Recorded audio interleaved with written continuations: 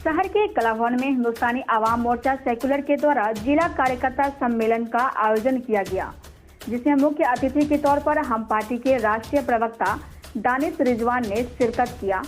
मौके पर हम पार्टी के जिलाध्यक्ष राजेंद्र यादव ने मुख्य अतिथियों को पुष्प गुच्छ देकर सम्मानित किया। इस अवसर पर राष्ट्रीय प्रवक्ता दानिश रिजवान ने कहा कि हम पार्टी के राष्ट्रीय अध्यक्ष जीतन राम मांझी के निर्देश पर हर जिला में कार्यकर्ताओं के साथ बैठक कर रहे हैं।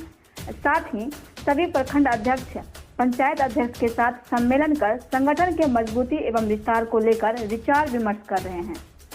उन्होंने कहा कि हम सरकार में रहने के बावजूद गरीबों एवं आम लोगों की समस्या सुन रहे हैं और उसके समाधान को लेकर पार्टी स्तर से काम भी कर रहे हैं। मौके पर उन्होंने कहा कि हम जात पात की राजनीति नहीं करते, हम उन लोगों की राजनीति करते हैं जो पिछड़े हैं, गरीब हैं और असहाय हैं। हम उन्हें मंच देते हैं जो अपनी बात को नहीं प्रेषित कर पाते।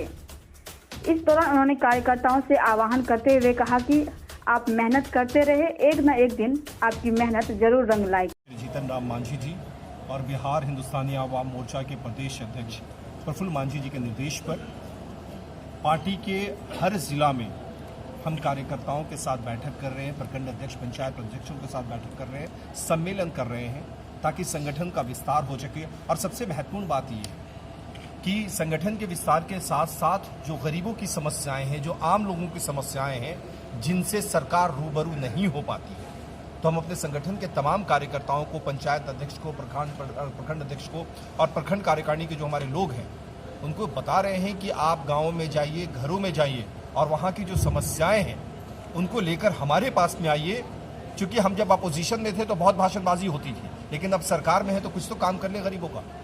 तो इसीलिए हम जिलों में जा रहे हैं, प्रखंड में जा रहे हैं, पंचायत में जा रहे हैं और आम लोगों की जो समस्याएं हैं उनको इकट्ठा करके उनके समाधान की बातचीत कर रहे हैं। तो क्या लगता है जो सरकार जो काम कर रही है उसका काम किस तरह से है जो फिर आप लोगों को एक्स्ट्रा मेहनत करना पड़ रहा है? देखिए, कहीं ना कहीं कुछ कमियां ज़रूर होती हैं और परफेक्ट कोई नहीं हो सकता। जो कमियां हैं हम उनको निकाल रहे हैं। ये हमारी जवाबदेही बनती है, तमाम पॉलिटिकल पार्टीज की जवाबदेही बनती है कि जब आप जनता के साथ जुड़े हुए हैं तो जनता की समस्या के साथ भी जुड़ना होगा। हम सिर्फ इलेक्शंस में जनता के बीच में हाथ जोड़कर खड़े हो जाते हैं कि भाई साहब हमें वोट दीजिए।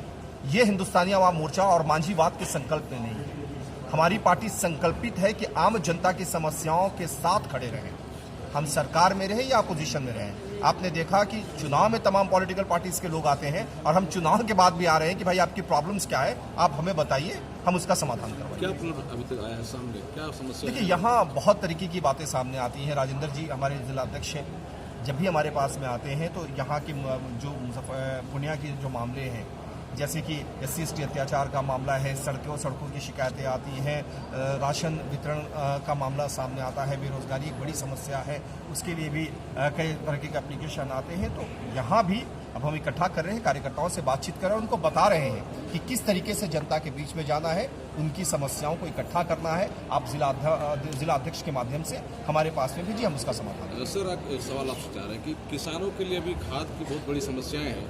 मुख्यमंत्री जी पूर्णिया आए लेकिन खाद पर, किसानों की समस्याओं पर एक शब्द भी नहीं बोले। आप भी सत्ता पार्टी के लोग हैं, क्या कहेंगे किसानों की समस्या? देखिए, किसानों की खाद की समस्या जो है, चूंकि अभी सदन में बजट सत्र चल रहा है, आप इंतजार करिए, होली के दूसरे दिन से किसानों की जो खाद की समस्या है उसका पूर्ण समाधान हो जाएगा। हमारे नेता बिहार के माननीय मुख्यमंत्री नीतीश कुमार जी बोलते नहीं है, काम करने का अवगत है।